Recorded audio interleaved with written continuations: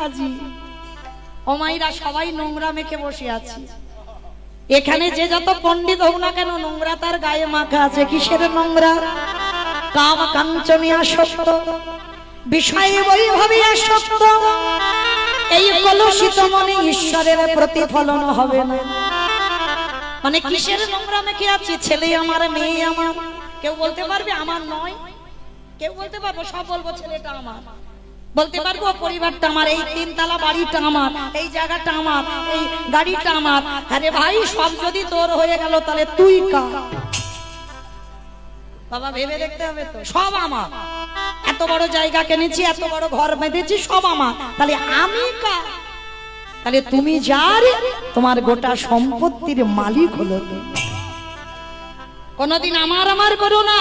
তা ভগবান বলছি এই কলির মানুষ সব তো নোংরা মেখে আছে। ছেলে যেমন নোংরা মেখে থাকলে বাবা দামি জামা কাপড় পরে ছেলেকে কোলে নিতে পারে না, তাহলে কলির নোংরা মাখাজি। আমি যদি কলিযুগে বাবারে পরিচয়ে পরিচিত হই, তাহলে কলির ছেলে মেয়েদের আমি কোলে নিতে পারবো না। কি বাবা, যারা কাহিনীটা শুনলেন নোংরা মেখে আছে তো বলে বাবা তো নিতে পারলো না, তাহলে কলির নোংরা মাখানো জীবকে আমি কোলে নিতে পারবো না। তাহলে কি করতে হবে? কিন্তু মা কি বিচার করেছিল বাবা? মা কিন্তু ছেলে ধুলো মেখে আছে সেই অবস্থাতে কোলে করে নিল। কেন?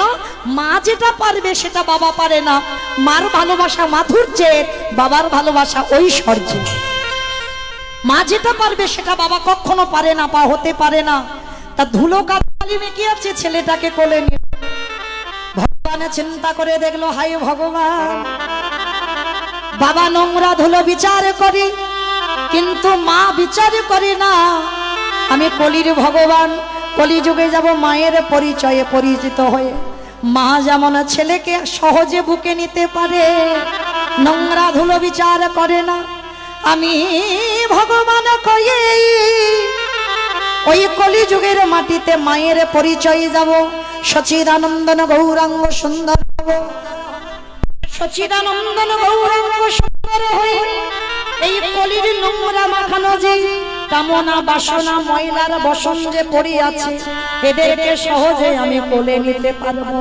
তাই চৈতন্য মহাপ্রভু আমার কলিযুগের এই বাংলার মাটিতে এসেছেন সচিদানন্দন গৌরাঙ্গ সুন্দর হয়ে। কেন? সহজে যাতে এই কলির পাপাচারী জীবকে উদ্ধার করতে পারে। তাহলে ভগবান তো কারোর একার সম্পদ নয় মা। এইটা যদি কেউ মনে করে ভগবান আমার একা, মানে আমরা কীর্তনিয়ারা কীর্তন গাইছি মানে ভগবান আমাদের একেবারে কাছাকাছি আছে, ভুল কথা।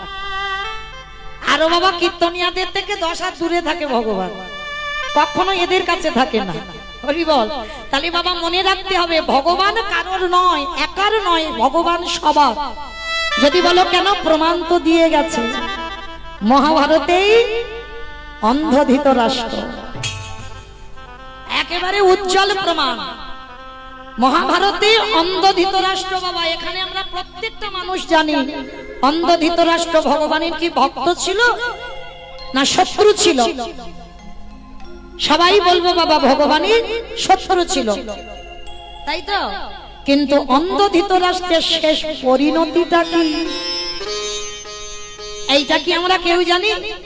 এই ধৃতরাষ্ট্রের শেষ পরিণতি ছিল বাবা, দুর্যোধন যে শত্রু ছিল তার অন্নে প্রতিপালিত হচ্ছিল বাবা। যারা গীতা ভাগবত জ্ঞানী আপনারা জানেন, সঞ্জয় দিব্য নয়নে দর্শন করে অন্ধ ধৃতরাষ্ট্রের কাছে বর্ণনা করেছিল কুরুক্ষেত্রের মাঠে কি কি ঘটনা ঘটছে, কে কবে মরবে আর কে কখন কখন হত্যা করা হচ্ছে। তো একটা একটা করে বলছে, আর অন্ধ ধৃতরাষ্ট্র পুত্রদের মৃত্যু সংবাদ শুনছে। ভালো করে ভেবে দেখেন বাবা, একজন অন্ধ ব্যক্তি যখন একটা একটা সন্তানদের মৃত্যু সংবাদ শোনে, সে ব্যক্তিটার পরিণতিটা কি হয় বাবা?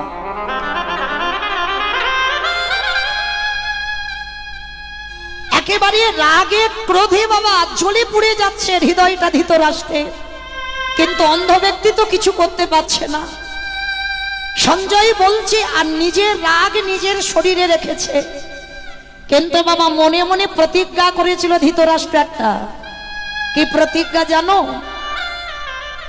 একটাই প্রতিজ্ঞা করেছিল, যদি কোনোদিন যে ভীমের গদার আঘাতে আমার দুর্যোধনের উরুভঙ্গ হলো, যে ভীম আমার দুঃশাসনের বক্ষ চিরে রক্ত পান করলো, ওই ভীমকে আমি কোনোদিন ছেড়ে দেব না। ওই ভীমকে আমি নিজের হাতে হত্যা করব। যতই হোক বাবা তো একটা প্রতিজ্ঞা করেছিল মনে মনে, কিন্তু বাবা অন্ধ, কিছু করতে পারছে না, কিন্তু প্রতিজ্ঞা করেছিল। আর একটা কথা মনে রাখবেন বাবা, ভক্তকে কোনোদিন ভগবানের কাছে গিয়ে কিছু বলতে লাগে না। এই যে আমরা ভগবানের কাছে গিয়ে মানত করি না, কিচ্ছু করতে লাগে না, কারণ ভগবান ভক্তের অন্তরের কথা সব জেনে যায়। অন্ধ ধৃতরাষ্ট্র যখনই মনে মনে সংকল্প করলো, আর সংকল্প করে বাবা বিদুরকে ডেকেছিল, বিদুর,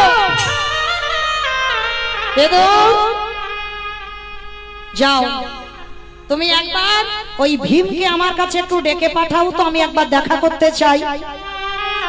বাবা ধৃতরাষ্ট্র কথাটা বলছে শান্ত স্বভাবে, কিন্তু ভিতরটা আগুনে পুড়ে জ্বলে যাচ্ছে পুত্র শোকে। তা যখনই বিদুরকে খবর দিয়েছে, বিদুর গিয়ে বাবা ভীম বা পঞ্চ পাণ্ডবকে খবর দিয়েছে, অন্ধ ধৃতরাষ্ট্র ভীমকে একবার দেখা করতে বলেছে। কিন্তু কেন যে দেখা করতে বলেছে, এইটা তো বাবা একজন খুব ভালো করে জানে। সবার চোখে ফাঁকি দেওয়া যায়, ধুলো দেওয়া যায়। এই যে আমি মৌমিতা দাঁড়িয়ে আছি বাবা, মোটামুটি সবাইকে দেখতে পাচ্ছি, কিন্তু বাবা একজনের চোখে ফাঁকি দেওয়া যাবে? কে কীর্তন শুনছে, কে শুনছে না, কে হেসে গেল, কে গল্প করে গেল, কে কেঁদে গেল, কে শুধু প্রসাদ পেয়ে চলে গেল, আর কে বসে বসে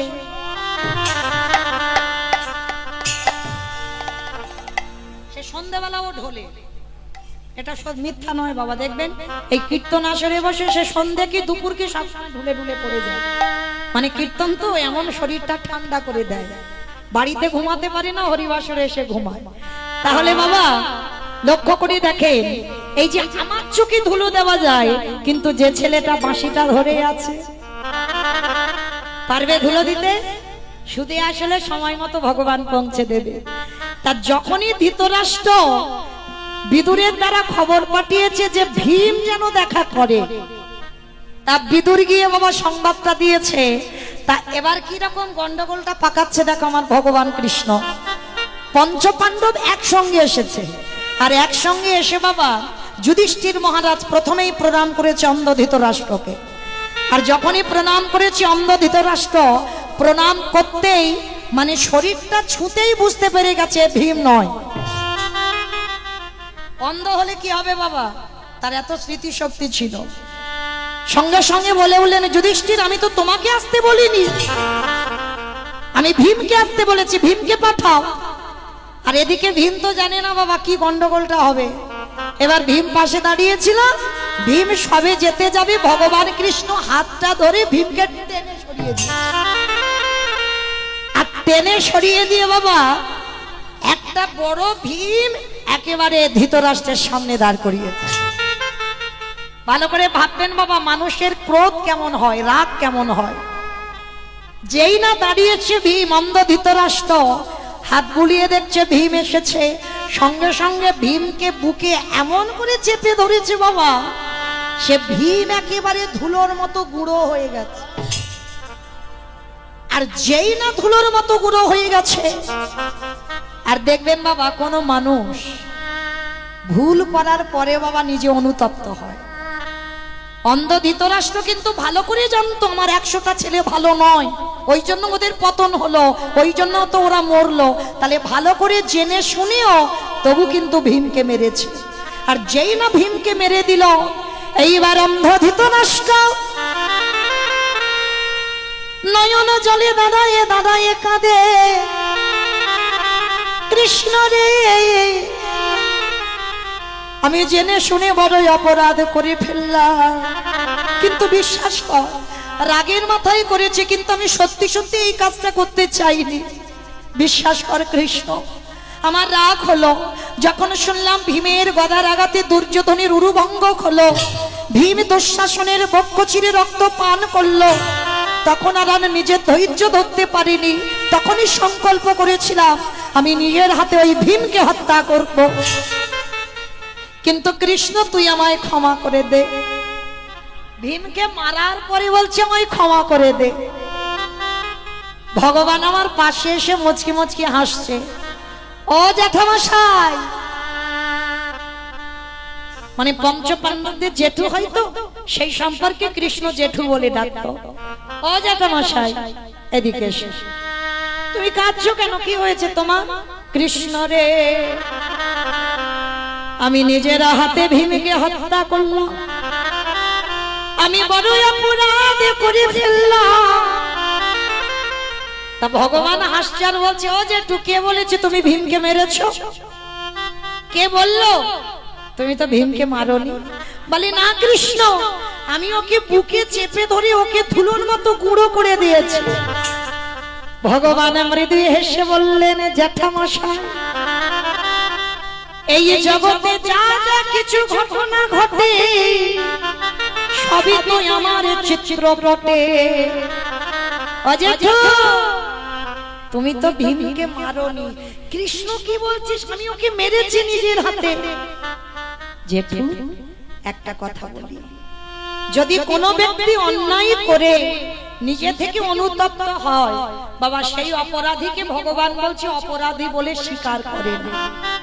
মানে নিজে ভালো করে জানি আমি এটা ভুল করেছি, অন্যায় করেছি, আর অন্যায় করে তুমি যদি তার কাছে ক্ষমা চাইতে পারো, আর ক্ষমা চাওয়ার পর সে আর দোষী থাকে না। জেঠু, তা তুমি যখন ক্ষমা চাইছো আমি তোমাকে ক্ষমা করে দিলাম, কিন্তু কৃষ্ণ আমি তো ভীমকে হত্যা করেছি না। জেঠু তুমি বোধহয় জানো না আমি চিন্তামণি। এই জগতে সবার চিন্তায় আমাকে করতে হয়। ও জেঠু, আমি জানি তুমি আজকের ভীমকে মারবে, ওই জন্য তোমার পরিকল্পনার আগে আমি তো আগে থেকে ঘরের ভিতরে একটা লোহার ভীম তৈরি করে রেখেছিলাম। কৃষ্ণ, লোহার ভীম? বলে হ্যাঁ জেঠু, তুমি তো ভীমকে মারোনি, ওই যাকে মেরেছো আমি জানি তুমি ওকে বুকে চেপে ধরে মারবে, ওই জন্য তো লোহার ভীম তৈরি করে রেখেছিলাম।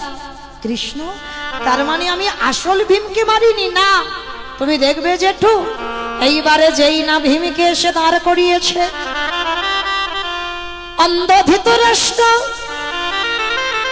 ভীমের সর্বঙ্গ কাঁদে বুলায়ে,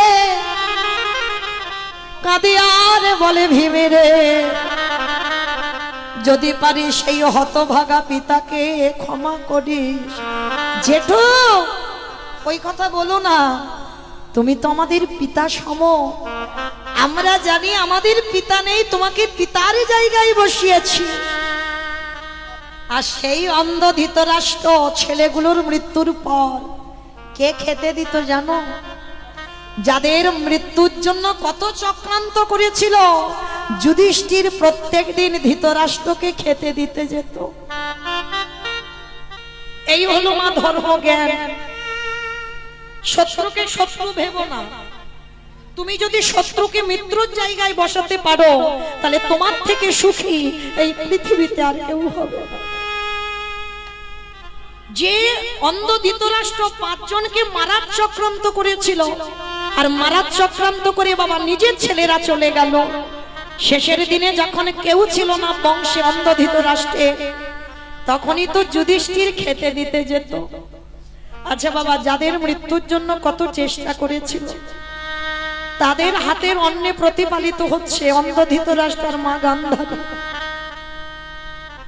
নিজে নিজে অনুতপ্ত হয়ে যাচ্ছে। আজ আমি 100 ছেলের বাবা, আর এখন আমার কাছে কেউ নেই। যুধিষ্ঠির, ও জেঠু, আমি জানি তুমি কষ্ট পাচ্ছ, তুমি তোমার বিবেক দংশন করছে, তুমি মনে করছো আমাদের এত খারাপ চেয়েও আমাদের কাছেই তুমি আছো। জেঠু আমাদের কোনো কষ্ট নেই, তুমি তো পিতার সমান, আমাদের মারতে পারো, আমাদের বকতে পারো, তা বলে কি আমরা ধর্মচ্যুত হব? অন্ধ ধৃতরাষ্ট্র করজোড় করে যুধিষ্ঠিরকে বলছে, যুধিষ্ঠির এতই যখন ভালোবাসিস বাবা, একটা জিনিস চাইবো তোর কাছে, তুই দিবি বাবা একটু? অজেঠু বলো তুমি কি চাও? তুমি যদি আজকের আমাদের জ্যাঠামশাই হয়ে যদি এখানে দাঁড়িয়ে আমাদের প্রাণ নিতে চাও, আমি হাসতে হাসতে দিয়ে দেব। বলো জেঠু তুমি কি চাও? না, একবার আমার কৃষ্ণকে এনে দেখাবি। এই জায়গাটায় মা খুব ভালো করে শুনবে, শত্রুর শেষ পরিণতিটা কি হয়। একবার কৃষ্ণকে এনে দেখাবি। ও জেঠু ঠিক আছে, আমি কাল সকালবেলা কৃষ্ণকে বলবো যে আমার জ্যাঠামশাই তোকে একবার দেখতে চেয়েছে। সকাল হয়েছে, কৃষ্ণকে খবর দিয়েছে, কৃষ্ণ এসে দাঁড়িয়েছে। জ্যাঠামশাই শুনলাম তুমি নাকি আমাকে একটু দেখতে চেয়েছো। হ্যাঁ কৃষ্ণ, আমার কাছে আয়। সর্বাঙ্গে হাত বুলিয়ে দেখছে ধৃতরাষ্ট্র। কৃষ্ণ জীবনে তো অনেক কিছু তোর কাছে চেয়েছি, না চাইতে আমার পরিপূর্ণ করে দিয়েছি সংসার। আমি 100 ছেলের বাবা, আজকের আমার কাছে কেউ নেই। আমি যুধিষ্ঠির অন্নে প্রতিপালিত হচ্ছি। আজকে তোর কাছে একটা জিনিস চাইবো, দিবি বাবা? জেঠু তুমি কাঁদছো কেন? তুমি একবার চেয়ে দেখো আমার কাছে কি চাও। ওরে কৃষ্ণ রে, তোর চরণে আমার নিবেদন। অন্ধ ধৃতরাষ্ট্র আঁচল পেতে দাঁড়াইছে। দিতে যদি হয় আমার একটা ধন দে। কি দেব জেঠু? কৃষ্ণ ক্ষণকালের জন্য, ক্ষণ সময়ের জন্য তুই আমার এই দৃষ্টি শক্তিটা একটু ফিরাইয়ে দে। ও জেঠু তার মানে তুমি আমাকে একটু দেখতে চাও, তাই তো? আর পৃথিবীটাকে একটু দেখবে, ওই জন্য তুমি তোমার চোখটা চাইছো। না কৃষ্ণ, পৃথিবী দেখতে চাই না, তোর ওই ভুবন মঙ্গল ভোলানো রূপ, গোপবেশ্বরে বেনুক শ্যামে নব কৈশোরে নট নরলীলা হয়ে তাকার সর। কৃষ্ণ রে ওই রূপ একবার আমার সামনে এসে দাঁড় করা। ও যেটু তুমি আমার ওই রূপ দেখবে? ঠিক আছে, তুমি একটু দাঁড়াও, আমি তোমাকে দেখাচ্ছি। ভগবান করুণার হাতটা ধৃতরাষ্ট্রের চোখে বুলিয়ে দিল। আরে যেই না ভগবান পরশ করেছে, পরশমণির পাথরে যদি লোহাতে ঠেকানো হয়, লোহা নাকি সোনা হয়ে যায়। আরে জগতে যদি কেউ গোবিন্দ পরশ করে, তার হৃদয়ে নাকি সোনা হয়ে। যে হৃদয়ে ভগবান,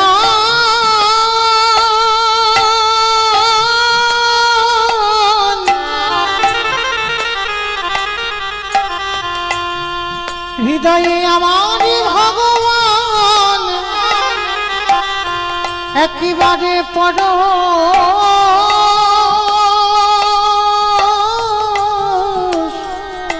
পরশ করে, তার হৃদয় নাকি সোনা হয়ে যায়। ভগবান যেই না করুণার হাত চোখে দিল, ধৃতরাষ্ট্রের দৃষ্টি ফিরে এলো। সাক্ষাতে দেখলো আমার ভগবান দাঁড়িয়ে আছে।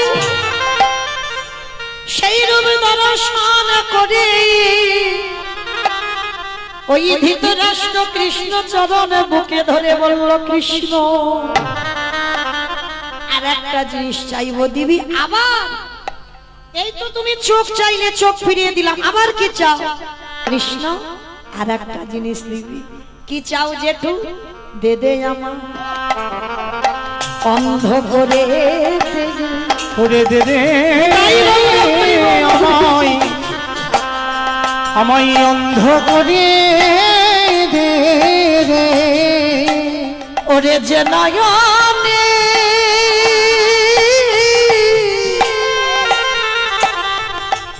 যে নয়নে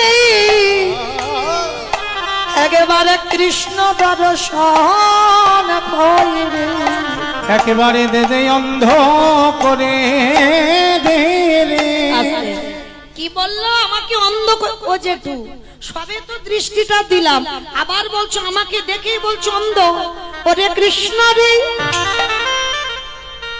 এই পাবে দুটো নয়নে কারোর যদি একবারে সাক্ষাতে গোবিন্দ দর্শন হয়ে যায়, তারে কি জগতে আর কিছু দেখতে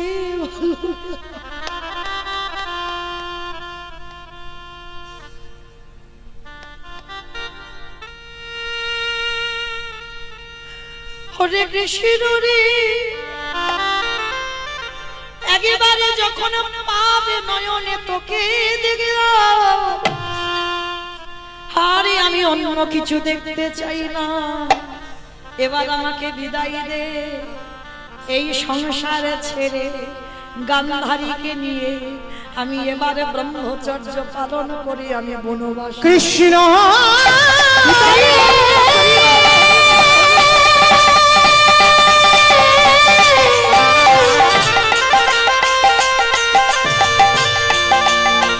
তোর চরণে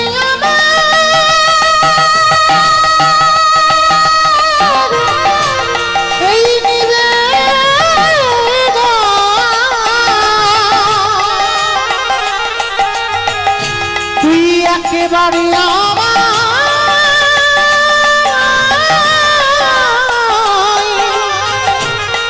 অন্ধ করে দে।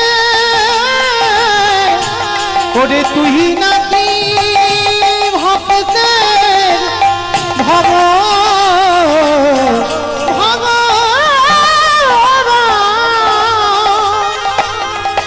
ওরে কৃষ্ণ রে। এই কাগজটা বন্ধ করো দিয়া। তাহলে ধৃতরাষ্ট্রকে দেখে কি মনে হলো? আগে হোক বা পরে হোক, সবাইকে গোবিন্দ চরণ ধরতে হবে। কি গো, যে যাই করো না কেন আগে বলো আর পরে বলো, ধরতে তোমার হবে। যদি এ জন্মে না চরণ ধরো, এর পরের জন্মে ধরতে হবে, তার পরের জন্মে যদি না ধরো, কোনো না কোনো জন্মে আমার গোবিন্দ চরণ ধরতেই হবে। কারণ সংসার সুখের হয় পুরুষের গুণে। কি বললো? পুরুষের গুণে, রমণীর গুণে? তাহলে কোনটা ঠিক, পুরুষ না রমণী? পুরুষের গুণে। রমণী তোমরা জানো তো বাবা, এটা খনার বচন, আমরা সবাই জানি। সংসার সুখের হয় রমণীর গুণে। তাহলে মনে করতে হবে একটা নারী পারবে তার পরিবারটাকে কৃষ্ণ ভক্তের পরিবার করতে। ভুল বললাম না? ভালো করে হৃদয়ঙ্গ করবেন মা। একটা পুরুষ না যত তাড়াতাড়ি পারবে, একটা নারী কিন্তু পারবে তার পরিবারটাকে কৃষ্ণ ভক্তের পরিবার করতে। যদি বলো কি করে, প্রমাণ আছে, প্রমাণ দিয়ে বলবো। আমি একটা বানানো কথা, একটা আজে বাজে কথা বলবো না মা, একেবারে প্রমাণ দিয়ে বলবো। দেখো একটা নারী সংসারে কি করতে পারে, কারণ এখানে আমার অনেক মায়েরা আছে, বিশেষ করে বোঝা দরকার, বলা দরকার। ভালো করে শোনো মা, এক নারী জন্ম নিয়েছিল ভক্ত পরিবারে। ভালো করে কথাগুলো শুনবেন, কেমন হৃদয়ঙ্গ করবেন। আর যদি আমার কথাটা শুনে মা কারোর এতটুকু চৈতন্য, একটু চেতনা ফিরে যায়। মেয়েটার নাম ছিল বাবা সত্যবাই। ছোটবেলা থেকে ভক্ত পরিবারে জন্ম নিয়েছিল। বাবা মা প্রসাদ বুঝেছিল, মেয়েটা গর্ভে থাকাকালীন প্রসাদ পেত। আর মায়েরা, যে মেয়েটা গর্ভে থাকাকালীন প্রসাদ পেতে পেতে জগতে এলো, জগতে জন্ম নিয়েও প্রসাদ পায়, কিন্তু দুর্ভাগ্য তার কপালে এমন লেখা ছিল, বাবা মা দেখাশোনা করে মেয়েটাকে যার হাতে দিল বাবা, একেবারে ঘোর নাস্তিক। এটাই তো পরীক্ষা।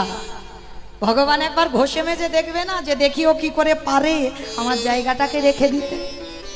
যে মেয়েটা ছোটবেলা থেকে ভক্ত পরিবারে বড় হলো, আর বাবা মা বিয়ে দিল এমন একটা পরিবারে বাবা, একেবারে নাস্তিক, মানে কৃষ্ণ তো ভালোবাসেই না, মানে বাড়িতে কোনোদিন নিরামিষ আহার হয় না, সে বৃহস্পতিবার একাদশী এসব কিছুই হয় না, মানে ঘোর নাস্তিক একেবারে, মানে এমন নাস্তিক এখন আছে বলে মনে হয় না।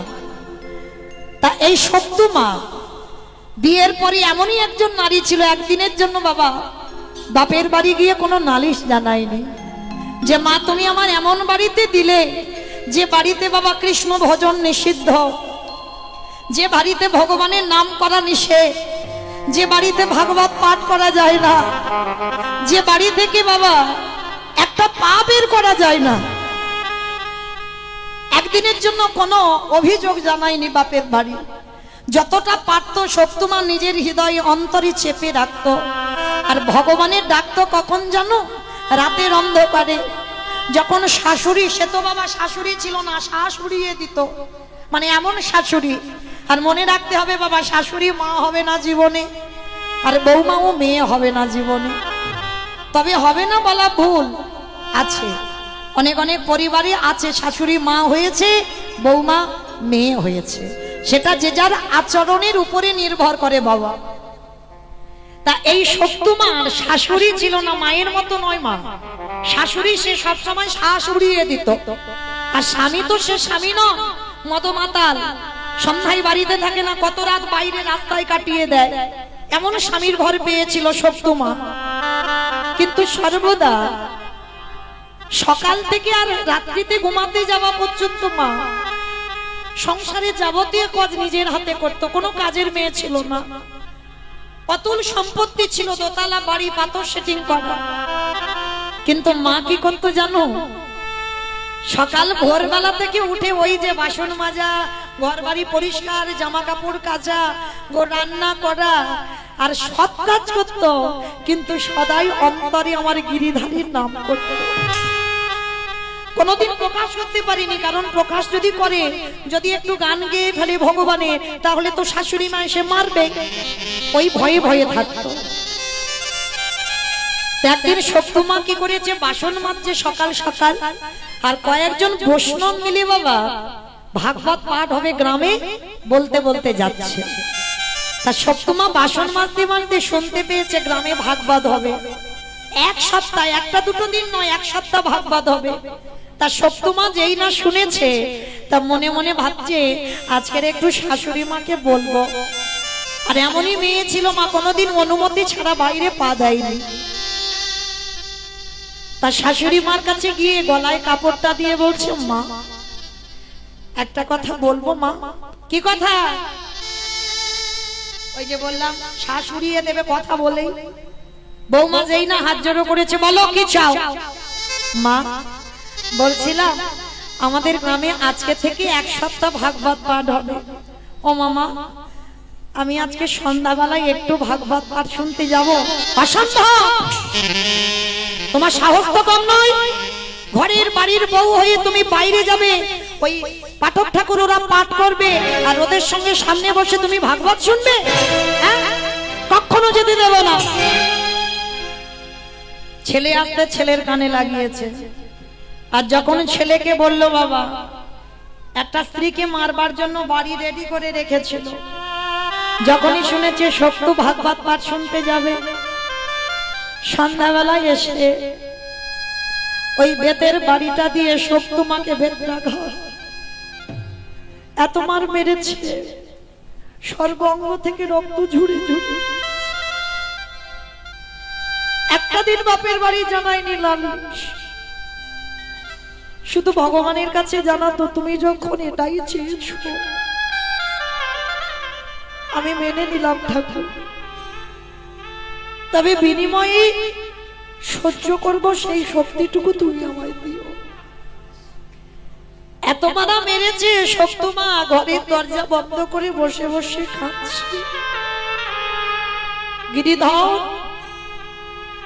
তোমায় ভালোবাসলে যে তার জীবনে এত কষ্ট হয়, তোমায় ভালোবাসলে যে তার জীবনে এত জ্বালা যন্ত্রণা হয়, আমি যদি জানতাম আমি কোনোদিন তোমায় ভালোবাসতাম। ও গো গিরিধর,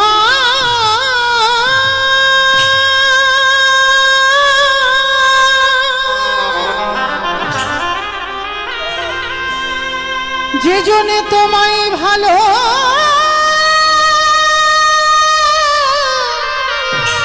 ভালোবাসে,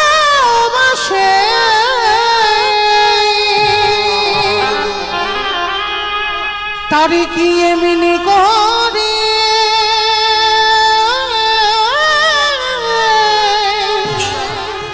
কাঁদিতে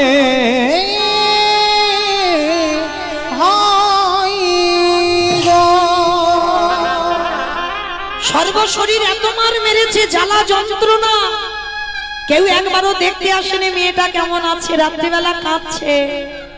আরে কি গিরিধরে থাকতে পারে ডাকার মতো যদি ডাকা যায়, ভালোবাসার মতো যদি বাসা যায়, আমার ভগবান রাতের অন্ধকারে ওই শাশুড়ি মার রূপটা ধরেছে। ভালো করে দেখেন, শাশুড়ি মার রূপ ধরে ওই শক্ত মার কাছে এসে ডাকছে, বৌমা, ও বৌমা। চমকে উঠেছে, কে কে আমায় ডাকছে বৌমা বলে তাড়াতাড়ি করে মাথায় কাপড়টা দিয়ে শাশুড়ি মার কাছে, ওই যে অঙ্গ থেকে রক্ত বেরোচ্ছে দেখতে দেবে না, সারা শরীরটা ঢাকা দিয়ে শাশুড়ি মার জন্য দরজা খুলে দিয়েছে। মা, বৌমা মাথায় হাত বুলিয়েছে, ভগবান বেশি শাশুড়ি মাথায় হাত বুলিয়েছে, যেই না হাতটা দিয়েছে শক্তমা চমকে উঠেছে। পরশমণির থেকে তো আরো মূল্যবান গো, যেই না পরশ করেছে না, দেহটা একেবারে ঠান্ডা হয়ে গেছে, যে জ্বালা যন্ত্রণা ছিল আর কিছু হচ্ছে না। কিন্তু শক্তমা বুঝতে পারেনি, অনুভব করতে পারছে না। ভগবান মাথায় হাত দিয়ে বলছে, বৌমা, ছেলেকে বলে মার খাইয়েছি, কষ্ট হয়েছে, যাও, ছেলে এখন ঘুমাচ্ছে, তুমি যাও, এই সময়ে তুমি একটু ভাগবত শুনে এসো। অবাক হয়ে গেল শক্তমা, মা আমি যাব? তুমি তো সকালবেলা থেকে আমায় কত বকলে, মারলে, আর এখন তুমি আমায় যেতে বলছো? হ্যাঁ বলছি। তুই এত কাঁদছিস, আমি ঘর থেকে শুনতে পাচ্ছি, জামা আসন ভাগবত পাঠ শুনে আমার জন্য একটু প্রসাদী নিয়ে আসবে। মা, তুমি প্রসাদী পাবে? হ্যাঁ পাবো না তো কি করবো, তুই যাবি যখন আমার জন্য একটু প্রসাদী আনবি। শক্তমা বুঝতে পারলো না, ওটা ভগবান শাশুড়ির বেশ ধরে অনুমতিটা দিয়ে দিল। আর শক্তমা অনুমতিটা পেয়ে সন্ধ্যাবেলায় ওদিকে ভাগবত শুরু হয়ে গেছে। তাড়াতাড়ি করে পাগলিনীর মতো, উন্মাদিনীর মতো যে অবস্থাতে ছিল, মানে এত কৃষ্ণ নাম শোনার পাগল। এই যেমন আপনারা, মানুষের তো কত টাইমের সময়ের জ্ঞান বাবা, কত মানুষের, কলির মানুষের কত কাজ, তবু কিন্তু সব কাজ ফেলে রেখে ছুটে এসেছিল হরিবাস। আমার মতো অধঃকীর্তনিয়া। এখন তো বাবা মোবাইলে বিছানায় ঘুমিয়ে ঘুমিয়ে শোনা যায়, তাহলে কিসের আশায় এসেছে? দেখতে তো নয়। কেউ যদি বলে দেখতে ভুল, কারণ ওটা তো দেখা যাচ্ছে, তাহলে কিসের আশায়? হৃদয়ে প্রেম ভক্তি আছে বলে যদি একবার কানে ভক্ত মানুষের হরি নাম হবে, এই কথাটা যদি একবার কানে যায়, তারা সব কাজ ফেলে রেখে পাগলের মতো ছুটে আসে। নিতাই গৌর হরি বল, হরি বল, হরি বল। এইবার শক্তমা হরির ভাগবত পাঠ শুনবে বলে ওই যে অবস্থাতে ছিল, মা পাগলিনীর মতো ছুটে গেছে। এদিকে ভোর হয়ে যাচ্ছে। ভগবান মনে মনে চিন্তা করলো, ভোর হয়ে গেল, বাসি বাসন পরে আছে, এঁঠো বাসন, কাপড় জামা ভর্তি করে রেখে দিয়েছে শাশুড়ি মা, ঘর দাবা পরিষ্কার করতে হবে। আর এমতো সময় ভগবান ভাবছে, আর শাশুড়ি মার ঘুমটা ভেঙে গিয়ে দেখে না বৌমার ঘরে দরজা খোলা। ছেলেকে ডেকেছে, ছেলে উঠে দেখছে বউ ঘরে নেই। শাশুড়ি মা রেগে গিয়ে বললেন, ওর এত বড় সাহস, ওর এত বড় স্পর্ধা, আমার মারার সত্ত্বেও আমার আদেশ বিনা ও চলে গেল ভাগবত পাঠ শুনতে। আসো, বাসি কাপড় পরে আছে, বাসি ঘর পরে আছে, এঁঠো বাসনগুলো পরে আছে, আর ও মেয়ে গেছে ভাগবত শুনতে। ও দেখাচ্ছে ও আসুক একবার। সবকিছু এঁঠো বাসন কোসন সব পড়ে আছে, ঘর একেবারে এলোমেলো।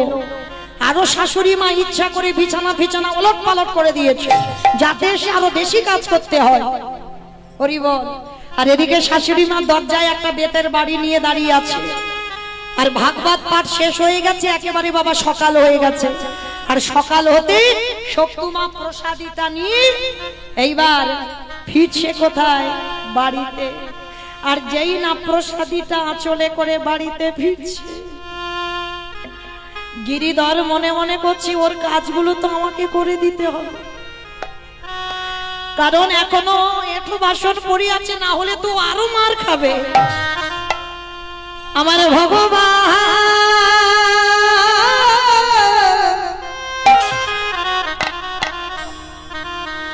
ভক্তের মার খাবার ভয়, নিজের হাতে ভগবান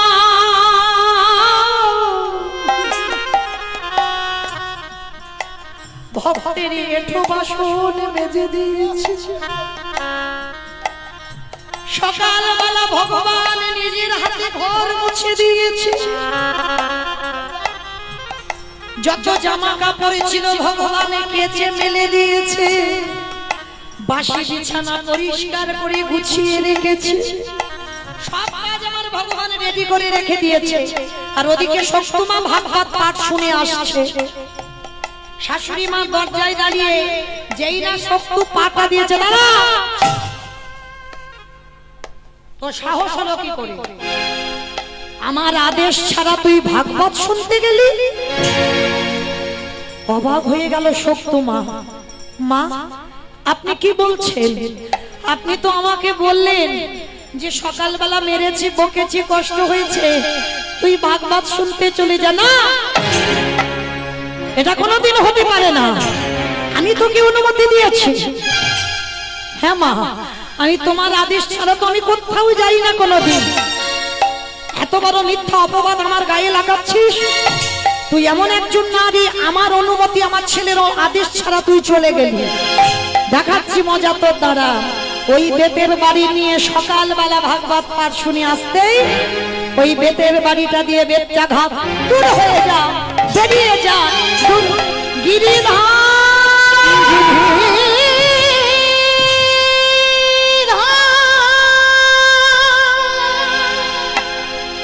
একেবারে দেখা দেখা না, ওগো তুমি নাকি বের করে দে ভগতে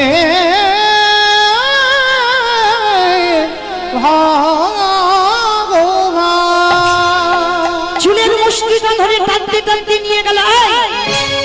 সকালবেলা এঁঠো বাসন কে মাজবে? বাসি কাপড়গুলো কে ধোবে? আমাদের ঘর বাড়ি কে মুছবে? তুই যে ভাগবত পাঠ শুনতে গেলি। শাশুড়ি মা চুলের মুষ্টিটা ধরে যেখানে এঁঠো বাসন ছিল সেখানে নিয়ে গেছে। গিয়ে দেখে না বাবা এঁঠো বাসন মেজে পরিষ্কার করে গুছানো। বাসি কাপড় জামা যেখানে ভর্তি করা ছিল সব কেচে ছাদে মেলে দেওয়া। বিছানা, বাসি বিছানা পরিষ্কার করা। ঘর বাড়ি চকচকে করে মুছে রেখেছে। রান্নাঘরে সব বাসন পরিষ্কার, রান্নাঘর পরিষ্কার। শাশুড়ি মা বুঝতে পারলো না, সত্যমা গিয়ে দেখছে গিরিধরের অঙ্গ গন্ধ চারিদিকে ছড়িয়ে আছে। এত মারা মেরেছে মেয়েটাকে, হাত চলবার ক্ষমতা নেই। ডাক দিল গিরিধর, সেদিন তুমি মীরার সেই বিষটা অমৃত করে দিয়েছি, আর আজকে তুমি আমার কাজগুলো নিজের হাতে করেছো। আমি জানি এটা তোমারই লীলা, তার মানে আমার শাশুড়ি অনুমতি দেয়নি, তুমি আমার শাশুড়ি সেজে অনুমতি দিয়েছো। প্রভু সেই যদি কৃপা করলে, আমি মার খেয়েছি, আমার কোনো কষ্ট নেই, হেদায়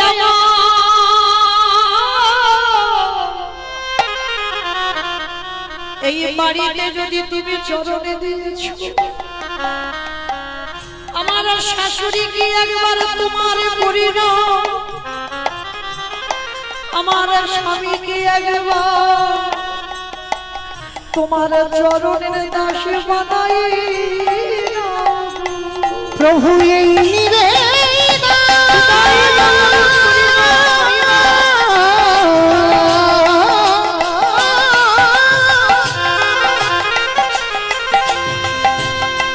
এই নিবেদন জানাইয়ে রাখলাম,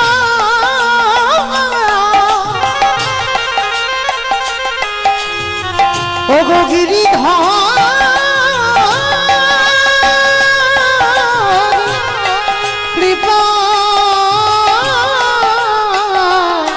কৃপা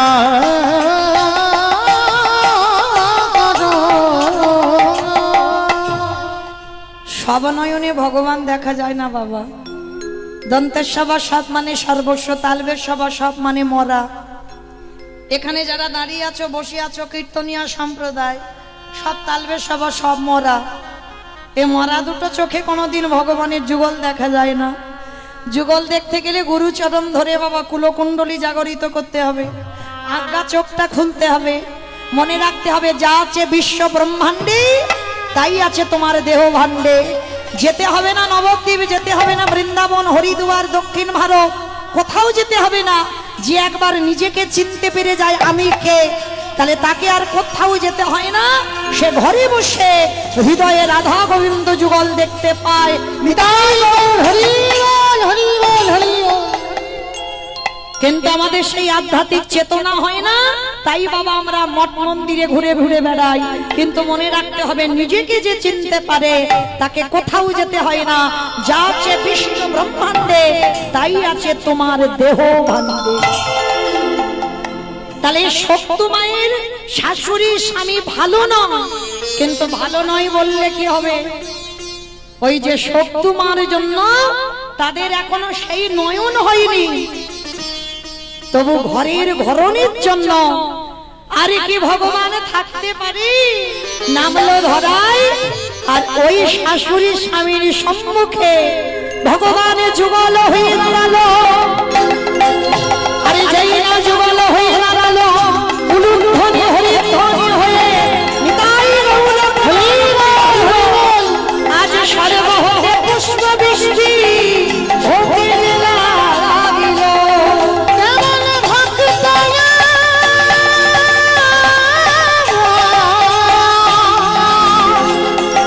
কেমন ভাব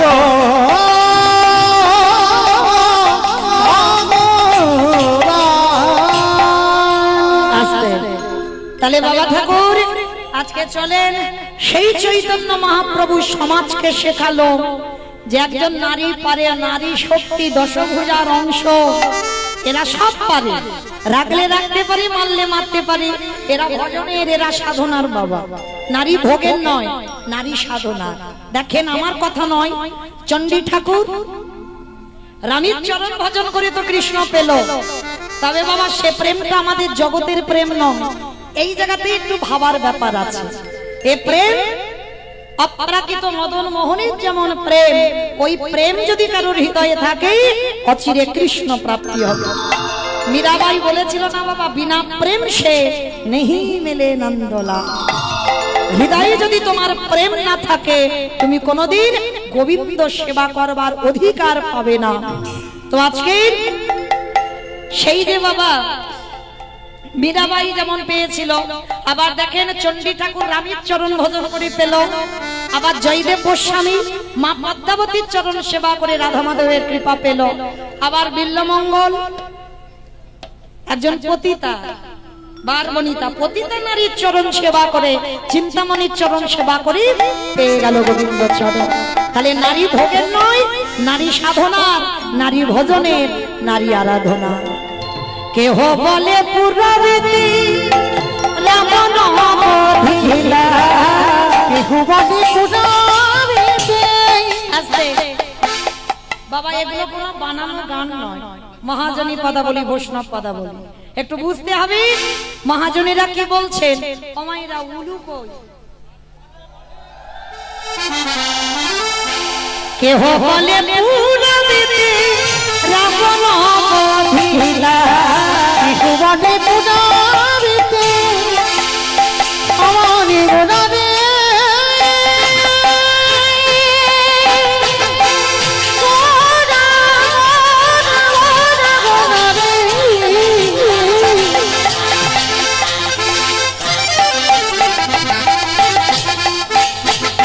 আমারে গোটা গোটা গোটা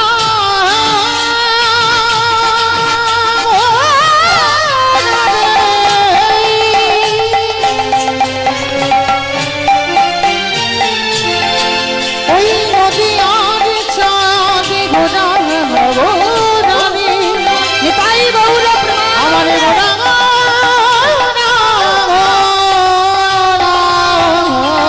কেহ বলে পুনরিতি রামন বধিলা।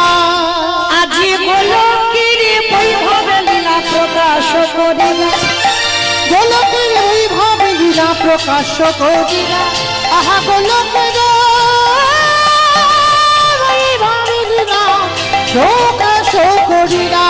শ্রী রাধার ভাবে গোদায় অবতার, আদি শ্রী রাধার ভাবিয়ে গোটায় অবতার, শ্রী রাধার ভাবিয়ে গোটায় অবতার। হরে কৃষ্ণ নামে গৌর করিলা প্রচার, হরে কৃষ্ণ নামে গৌর করিলা প্রচার। আহা হরে কৃষ্ণ নাম গৌর করিলা প্রচার। এইবারে লীলা প্রকাশ হলো, এইবার লীলা প্রকাশ হলো, এইবারে লীলা প্রকাশ হলো, এইবার লীলা প্রকাশ হলো। গোলকের বৈভবে লীলা প্রকাশ করিলা। আহা গোলকের বৈভব লীলা প্রকাশ করিলা, গোলকের বৈভব লীলা প্রকাশ করিলা। বাসুদেব ঘোষে কহে করি জোড়হা, গৌরী জোড়হা অগজে গো সেই কৃষ্ণ সেই তো জগন্নাথ। আহা সেই তো জগন্নাথ। আহা বাসুদেব ঘোষে কহে এইবার লীলা প্রকাশ হলো। বাসুদেব ঘোষে কহে এইবার লীলা প্রকাশ হলো। বাসুদেব এইবার লীলা প্রকাশ হলো। বাসুদেব এইবার লীলা বাসুদেব ঘোষে কহে এইবার লীলা প্রকাশ হলো।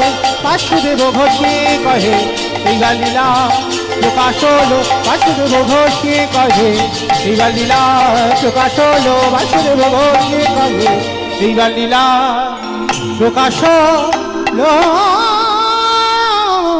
আহা বাসুদেব ঘষে কহে